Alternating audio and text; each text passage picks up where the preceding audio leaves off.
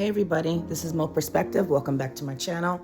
So glad that you could join me today. So basically this channel is just about things that I observe, things that I pick up on, trends that I notice that I just want to bring to your attention.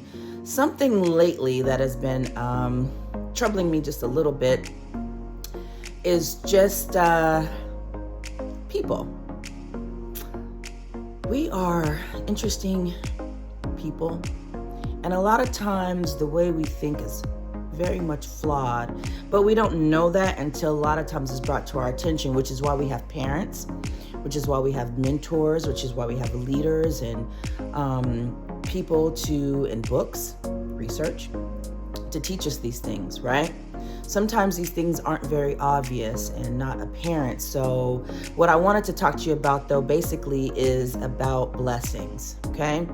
Did you know that the universe, the creator, your higher power, God, Allah, whoever it may be, or whatever entity it may be, anything that is greater than you, will not bless you with more than what you have, or he will not bless you with what you truly desire until you take care of what is currently in front of you, what you have right now.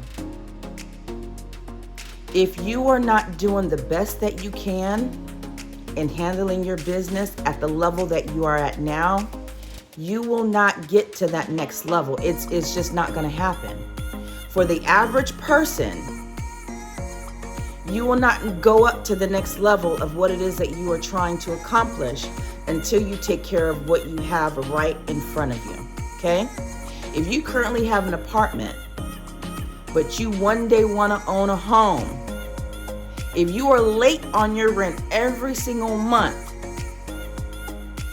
the Creator is not going to bless you with a house. He's not going to bless you with a home. If you have a job, but you know that you've been there for a year and a half, 2 years, and you really, really want that next position, you want that promotion, or you want that raise, if you working and you late 3 out of 5 days of the week, he's not, that supervisor, he or she is not gonna give you a promotion. If you want a new relationship, whether it be friendship-wise or an intimate relationship, as long as you're still stalking the page of your ex, that person still lives here in your heart and mind. God's not going to bless you with another person. That next person that may come by is not going to be able to penetrate through all of that you got going on that's still focused on that last person. Now, for some reason, these things do happen. Miracles do happen, right? Miracles do happen. Say you do get that new house, right? Even though you ain't never been on time for paying your rent and you treated your apartment like crap and you were blessed to get that house. Guess what? It's not a blessing. It's going to be a curse. You know why? Because if you were late on your rent, there's no way in hell that you knew that you had all these extra things that came along with owning a home. Okay? You got to pay for water. You have regular maintenance. If something breaks, you're responsible for it. You have pest control. And Lord goodness, if you have a crawl space, that's a whole nother story, okay? So a lot of people don't take these things into consideration. Do you know how many people I've had come to my homes and just let the water run? And I have to politely remind them, can you turn that off? You're not using it.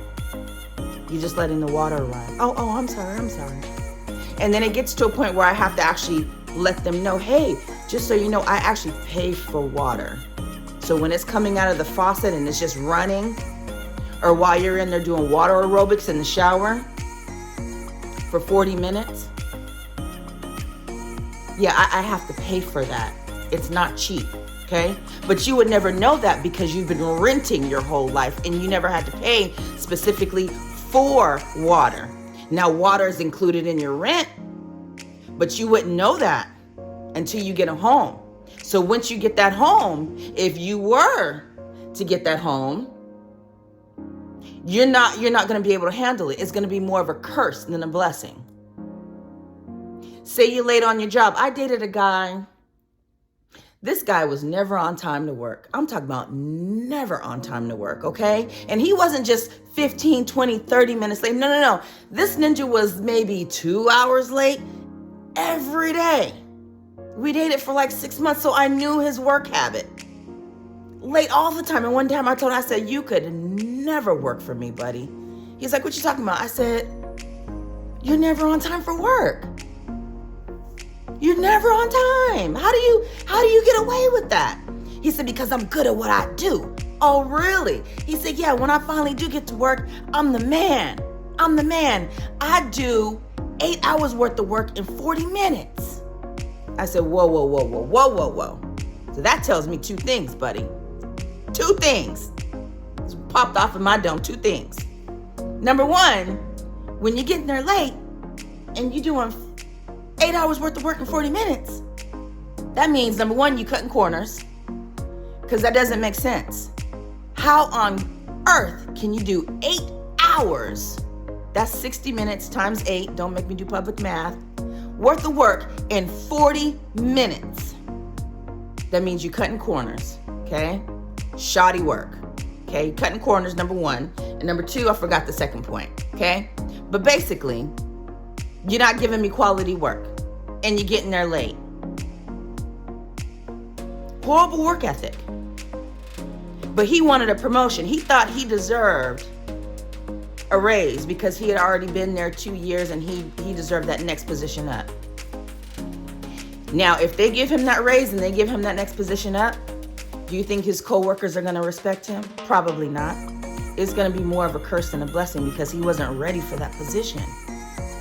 He didn't work for that position. He didn't decide to come in to work, start coming in on time, doing the right thing, getting to know his people, impressing his boss, making his boss look good. No. He thought because he was the man and he was able to do his job quick, fast, in a hurry, that's what counted. Wrong. Okay? That new boo? You want that new boo? You want that new relationship? You might get it, but it ain't going to be what you need or what you really, really desire, because your heart and mind are still with that old stuff. You still communicating with that last person on a level that's inappropriate when you have a new person. How is that new relationship going to flourish if you still got ties to that last person? It's not going to. It's not going to work. You got Kanye still stalking Kim, putting all their business out there on the internet for the whole world to see, like we really care. And then he got with the other girl, and now they ain't together no more. I wonder why. If I was her, I'd have left too. He realized she ain't her, and she realized you ain't it. Some things just ain't worth it. But the thing is, we want more than what we're ready for. We have to look and see and realize that in order to get to the next level, we have to take care of what we have right now. I'm going to use myself as an example because I've talked about everybody else but me. When I was stationed in Korea, I met a guy that always seemed to have money. And I knew he had children back in the States. And I said to him, he asked me one day, he said, Mo, how come you ain't never got no money? And I was like, I don't know. I guess I should do a budget and figure out where my money goes. I don't know. Now, mind you, I was single, had no children at the time, but I never could keep money, right? And I said, so I asked him, I said, well, how much money do you save? He goes, I save about $500. And I was like, whoa, you save $500 a month? That's awesome. He goes, no, I save $500 every 2 weeks, every time we get paid. And I was mind blown. I was like, how on earth do you save $500 every 2 weeks? He said, I just do. And he gave me like a simple formula, whatever. And I said, okay. So left from there, ended up being stationed. I said, you know what? I'm about to start saving $1,000. How, Sway? You overdraft on your checking account every month. I was thinking too big. I wanted to save $1,000 a month, but every month when I got paid, I was negative $232 because I was taking $200 that I hadn't earned yet, and then the bank wanted their cut, $32. So when my next check came, I had nothing to save. Duh. So I had to re-examine and think, okay, basic stuff. If I want to get to this level, I got to take care of what's right in front of me right now. Okay? I gotta dig deep and figure out where the disconnect is. If I want to get here, I got to take care of this first. Okay? So what did I do? I called the bank and I told them to take the option of overdraft off of my account, and we'll start from there.